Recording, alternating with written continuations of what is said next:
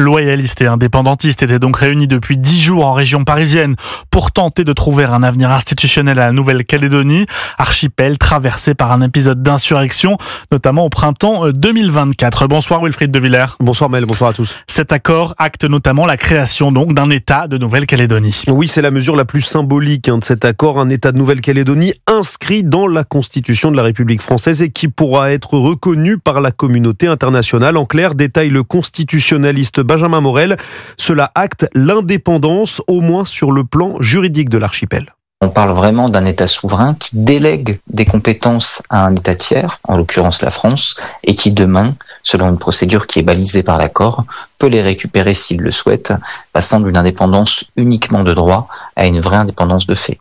Selon l'accord, plusieurs compétences régaliennes seront donc toujours pour l'instant gérées par Paris, la défense, la sécurité, la justice ou encore la monnaie.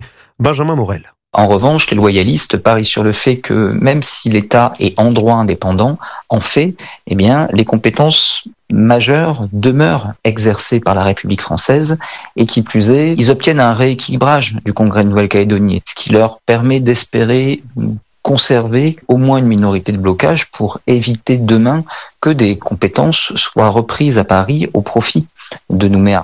Parmi les points les plus importants, l'accord prévoit aussi la création d'une nationalité calédonienne sur la base de critères bien précis. Les Calédoniens auront une double nationalité, française et calédonienne, mesure qui doit se mettre en place à partir de l'année prochaine. Quant au corps électoral dont la réforme a été à l'origine des émeutes de 2024, il pourrait être dégelé. De nouveaux électeurs pourront l'intégrer et voter dès les élections du Congrès 2026. Wilfried de Villers pour Europe 1.